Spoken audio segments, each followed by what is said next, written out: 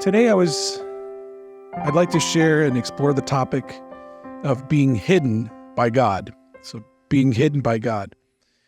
And we seem to live in a world today where the visual is celebrated. The world celebrates visibility, success, and recognition. And I was going through just a move in job position, and my boss says this position is much more visible. And it wasn't an indictment on any of my performance. He's like, you're a great performer. It's just this position will help you be seen a little bit more outside of where you are. And I was like, why are we celebrating visibility? Why aren't we just celebrating the fact that I'm a good worker and high performer? And it got me thinking about that, right? Visibility. We celebrate that, and that's the world we live in. But oftentimes you'll look in Scripture and you'll see that it's the hidden ones that God takes care of. So we're going to look today at what it means to be hidden. Why does God choose to conceal his people at times? And we'll see this recurring theme where individuals who are set apart are hidden away from the public eye for a time of preparation, a time of transformation. And we'll also see that God uses it as a time of protection as well, where he will hide his people and protect them. We'll go through times in our lives where we might feel overlooked or like we're on the sidelines. I played football in school, and even in baseball, I played baseball, and I hated sitting on the bench. I hated sitting on the sidelines. I wanted to be in the game.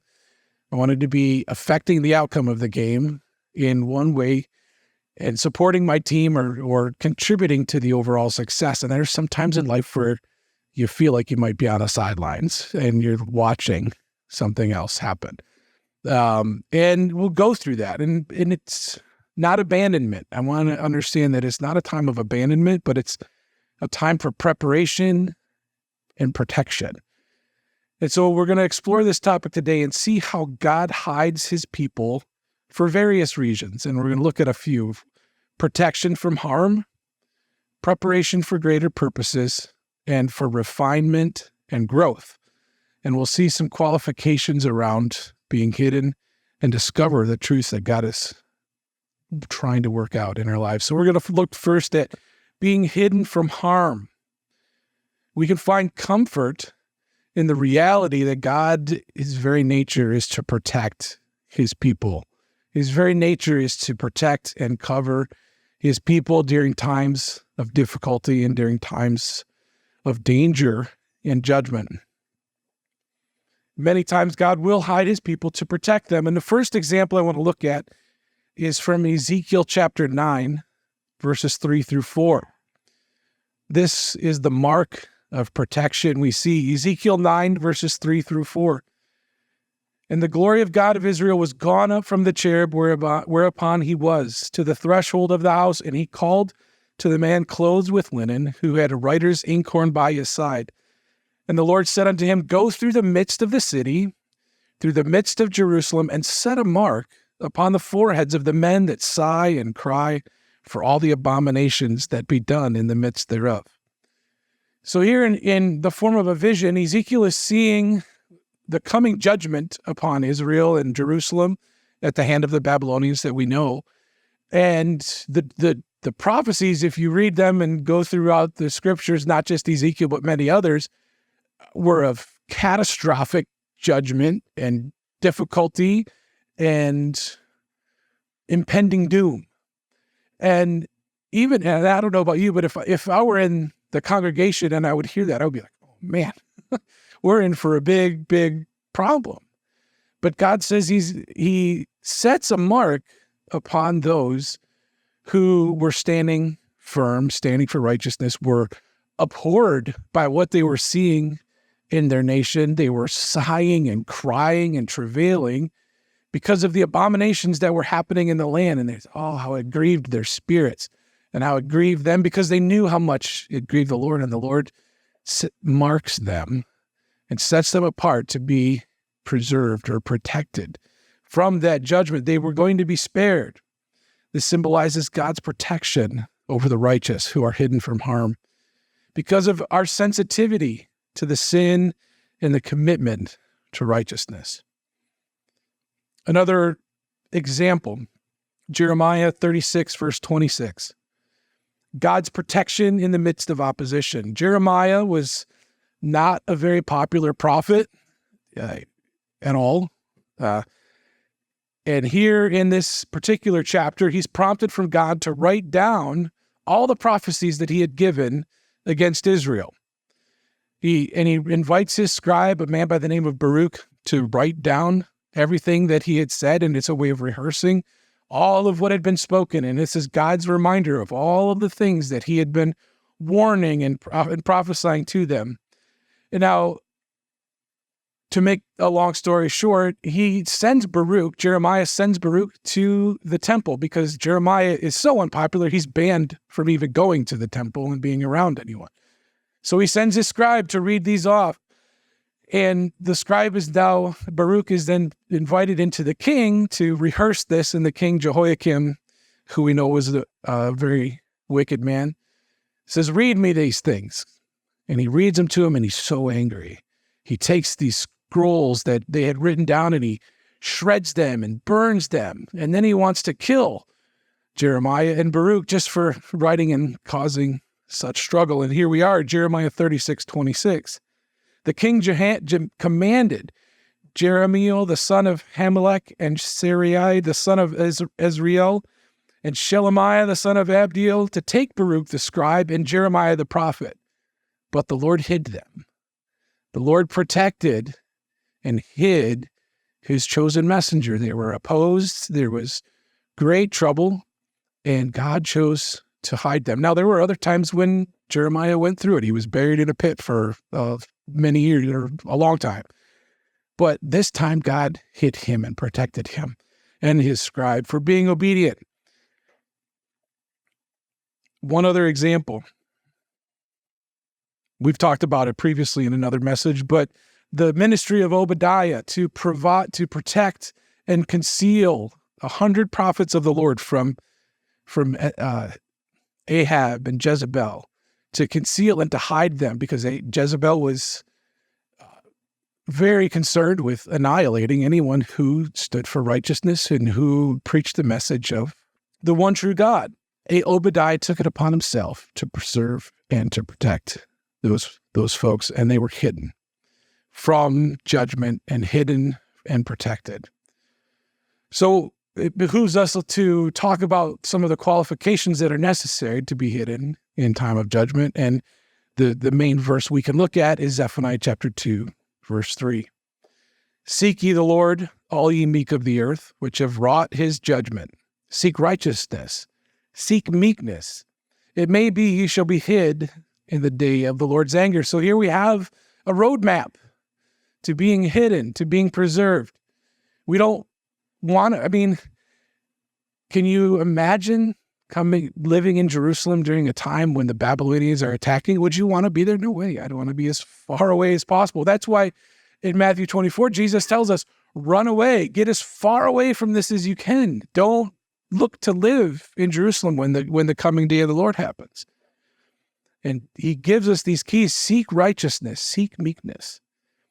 To be hidden by God, one must live a life that aligns with his righteous standards. Now, righteousness is not perfection, right? It's a heart that's inclined towards his will and allows him to perfect us. It doesn't mean you're perfect right away. It means your heart is inclined to doing that is right. Your heart seeks out doing that which is right above all things. Noah himself was described as what? He was a righteous man, perfect in his generation. In other words, he was working towards being righteous. Was he perfect? No. In fact, we know after the flood, he had a little bit of a problem. But he was always inclined towards doing that was right. And as such, he and his family were preserved and protected.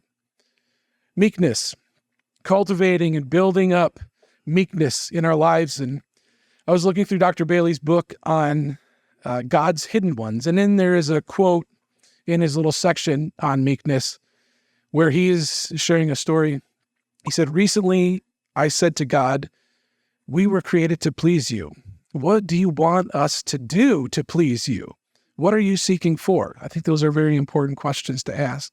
And here the Lord gave him the word meekness, which came in a bright light right in front of him.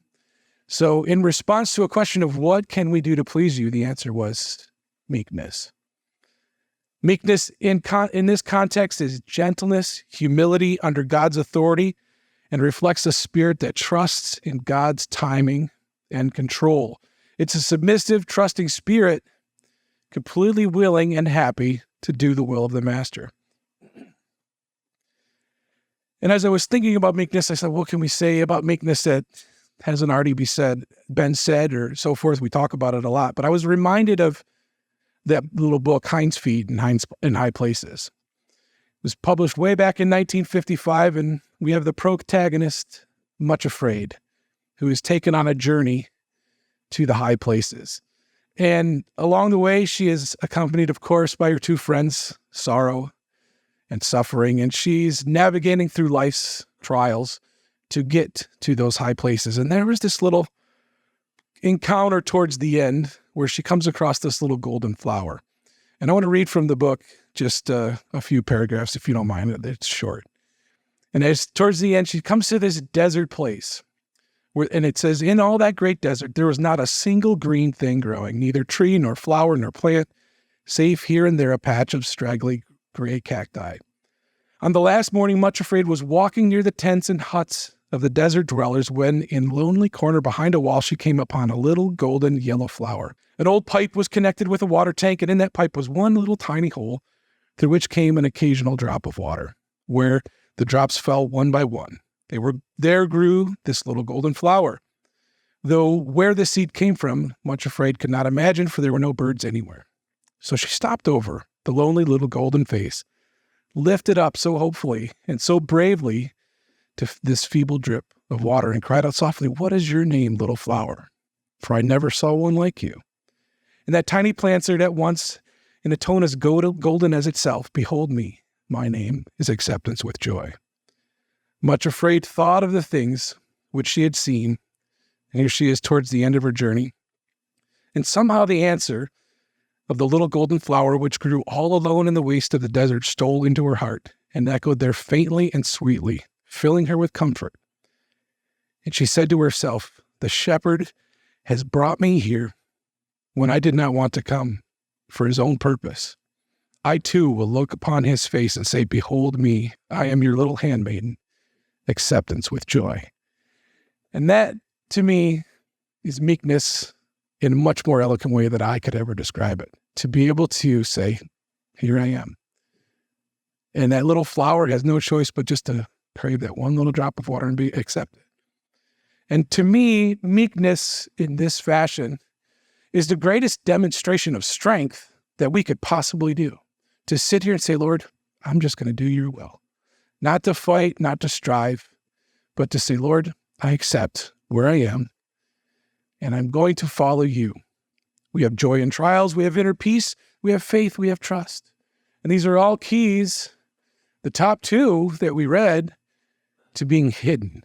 A characteristic character like this little flower, "Here I am, Acceptance with Joy." And we know, of course, that Much Afraid on her journey, she makes it to the end, and she is transformed, right? And as she learns this lesson of meekness. One more key to being hidden is abiding in God's presence. Psalm 91, verse 1, "He that dwells in the secret place of the Most High shall abide under the shadow of the Almighty." Another verse that goes with this, and you've heard me preach many, many times now, and you've probably heard me say this at least once. If you could summarize all of David's life in one verse, the whole vision and purpose of him, it would be Psalm 27, verse 4, right? "One thing have I desired of the Lord, that will I seek after." What? "That I might dwell in the house of the Lord." But here's the great verse that goes along with that, which is verse 5. Psalm 27, verse 5. Why is it so important to be in his house, to be in his presence, that relationship and so forth? But here's the benefit. "For in the time of trouble, he shall hide me in his pavilion. In the secret of his tabernacle shall he hide me. He shall set me upon the rock." Abiding in God's presence through prayer, worship, and seeking his will provides this shelter. And it's not a shelter that we've manufactured. It's his house, his pavilion, his wings. Is there any greater protection we could desire? No, not at all. And the key is to say, Lord, I want to be in your presence, right? That's why David, verse 4, one thing I desire above all else, to be in your house, to be in your presence, right? And the benefit is hidden, protected in him. So hidden from harm is a blessing. And we spent the vast majority of the sermon talking about the importance and the qualifications. But there's more to being hidden than just being hidden for protection. Another thing we can talk about is hidden for a greater purpose. Hidden, set aside for a greater purpose. Excuse me. Moses in Exodus 2 and 3 is in the wilderness for 40 years. And it says in Hebrews that by faith, he chose to leave Egypt. And here he is in the wilderness 40 years, knowing that he's called to lead Israel, but he has to wait. It wasn't the right time. There were things that Moses needed to have worked out in his own life. He had learned about administration of a nation. He had learned a lot of very practical and very important things that he was going to need in the future. But one of the big things he needed was to learn how to be a shepherd and learn how to lead sheep. And he wasn't going to learn that in Egypt. He had to learn that in the wilderness. And the Lord took him through this time, and he, of course, learned a lot and understood not just the administration and the leadership, which are all fine qualities, and it was necessary, but he understood now what it's like to deal with sheep. And sheep are completely different. We all know that. And he needed to have that in his life. So he's being prepared and set aside for the right time and the right purpose. There also needed to be the right timing in Egypt. All of the things that were needed in the people, to have the right Pharaoh in place, to have the heart of the people stirred up to where it comes to a breaking point where God says, now's the time, go. So Moses had to wait because he tried to do it on his own, didn't he? At the beginning, when he killed the Egyptian, which of course is the reason he ends up running into the wilderness to begin with. All right. Another good example is Joseph. In Genesis 37, all the way through chapter 41, Joseph is hidden away in prison. And you might think to yourself, well, he was sold there. He was forced to go there. But God is keeping him from the influence of his brothers, from all kinds of other things that are happening at home, and setting him up for a position of greatness, for a position of leadership. And it wasn't something that was going to happen overnight. And he goes through this time of prison, and everywhere he goes, he learns something different as well. He's being refined. He's being transformed. And God used this hidden season to prepare Joseph for the monumental task of saving Egypt, really bringing food in a time of global famine, or at least national famine. And the verses that best encapsulate this for me aren't even found in Genesis, but they're found in Psalms. Psalm 105. Verses 17 through 20 here, we're talking about Joseph. And it says, God sent a man before them, even Joseph, who was sold for a servant, whose feet they hurt with fetters. He was laid in iron. Until the time that his word came, the word of the Lord tried him. The king sent and loosed him, even the ruler of the people, and let him go. The thought portrayed in the original language of the word of the Lord tried him, he was laid in iron, is that iron is actually fashioned into his soul. The iron that was shackling him was translated somehow into his soul and into his character, and he is given this strength and fortitude that was needed to lead a nation through a time of crisis, to have the wisdom, to have the understanding, to know what to do, to give the right instruction, to have the guts to stand in front of Pharaoh and say, this is what you have to do, and to share the vision and all of that. It took a certain amount of iron to be built out in your soul. And God took that. I love how he took the shackles, the iron shackles, and actually just made them part of who he was. You know, it's just a beautiful portrayal. So the shackles of his feet were just a means to strengthen him, to establish him, and prepare him to deal with the pressures of leading a nation through one of their most challenging times. So God can set us apart. We can be hidden in times for a time of a greater purpose. And what is he trying to do in these times? He's character development, right? Spiritual growth, preparation, giving you the tasks that you need, the understanding and the experience that you need. Moses needed to know what it was like to be a shepherd. And the only way you can do that is by being a shepherd. You can't read it in the book and then apply it, right? He had to be on the field in a shepherd, chasing the 99 or chasing the one and understanding what it meant, because it was all going to apply into his life later on.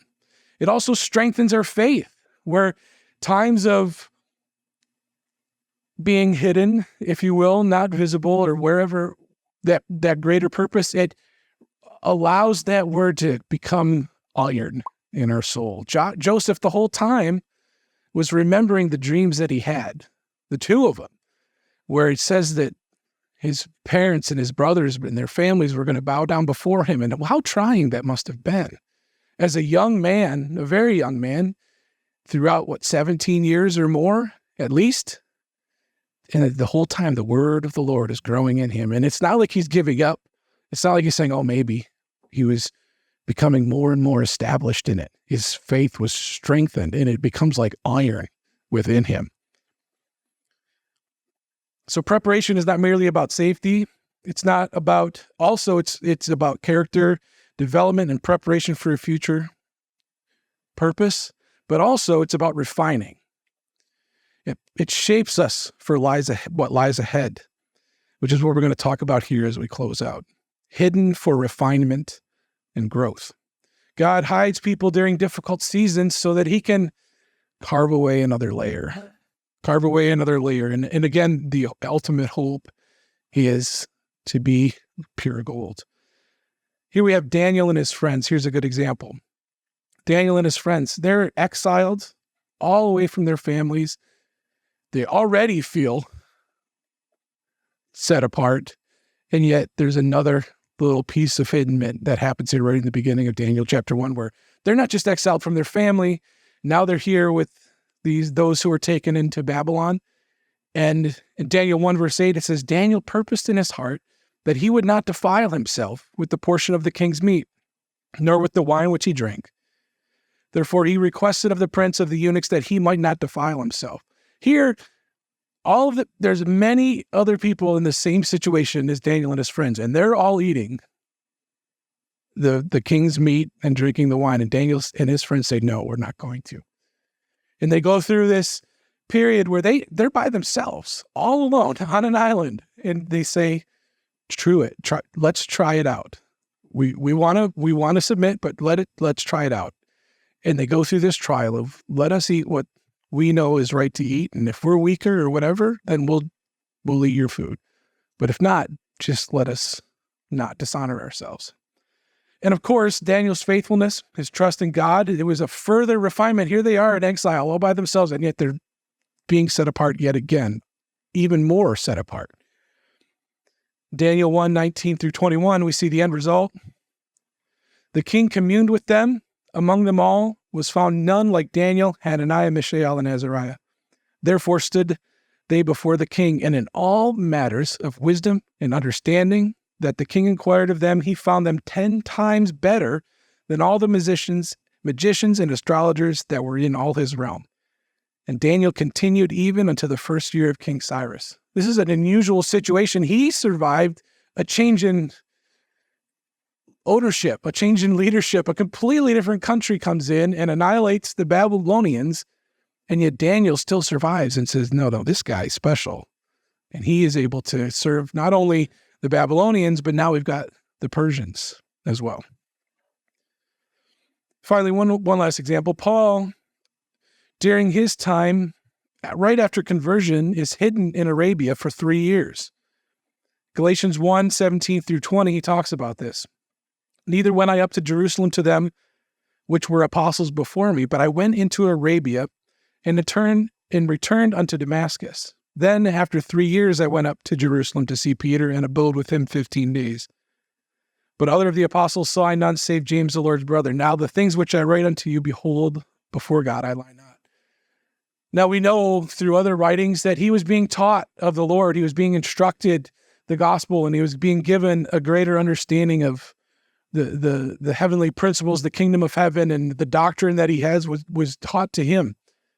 But it was a time of refinement as well. There was a lot of time that he had to forget some of the stuff that he had been doing before and had to learn to understand that, yes, you're being baptized to suffer. You're being baptized to be the example of long suffering, to understand his purpose in life. But if he would have went up right away day one after being converted, here I am, Paul, I'm now part of you, I'm one of you, I don't know that they would have accepted him, or at least not willingly at first.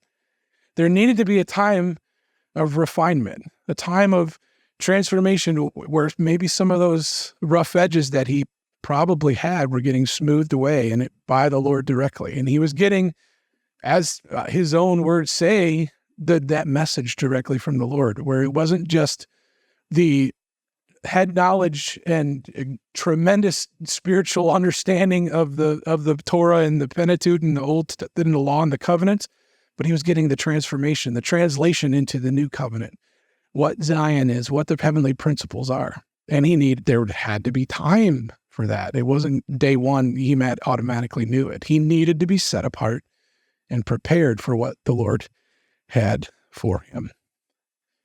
There's also one more, but we'll just touch on briefly. Jacob in Laban's house. He needed some cutting away, as Mom Tucker would say, big time. He needed some big time cutting away, where he's got the blessing, he's gotten the double portion through questionable means, and his own name means supplanter, it means deceiver. And he's got this wonderful prophecy, but he wasn't ready for that either. He needed to have things worked out. And where does God send us sometimes when we need to be refined or we need to have things removed? Straight to the middle and the center of the worst of the worst of the worst of that thing. And he goes to Uncle Laban's house and he learns to hate deception, learns to hate lying, learns to not want anything to do with that anymore. And at the end, Genesis 32:28, he said, thy name shall, this is during the wrestling with the angel, don't let me go until you bless me, and so forth. He has realized his tremendous need for the Lord. He's being refined. His character is refined. He learned humility. He learned perseverance. And after years of deceit, he learns to hate that. And he gets a change of name and a change of character all at once. Thy name shall be called no more Jacob, but Israel, which means prince with men. For as a prince hast thou power with God and with men, and has prevailed. So we've covered 3 things. There are many other ways that God hides us as well, but being hidden for protection, being hidden for a future purpose, being hidden as part of a refining process, all are critical to our spiritual growth. And I want to just encourage us with some words from 1 Peter 6, verse 7.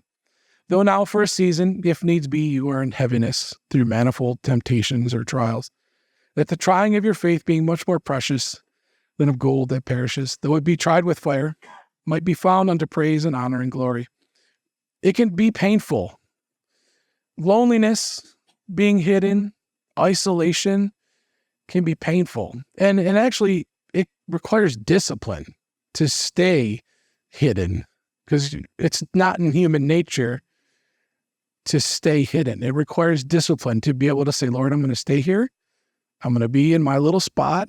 I'm going to be obedient, and I'm going to let you do the work that you want to do in me. So what are some takeaways from this brief word this morning? First of all, always remember God's protective nature. He wants to protect us.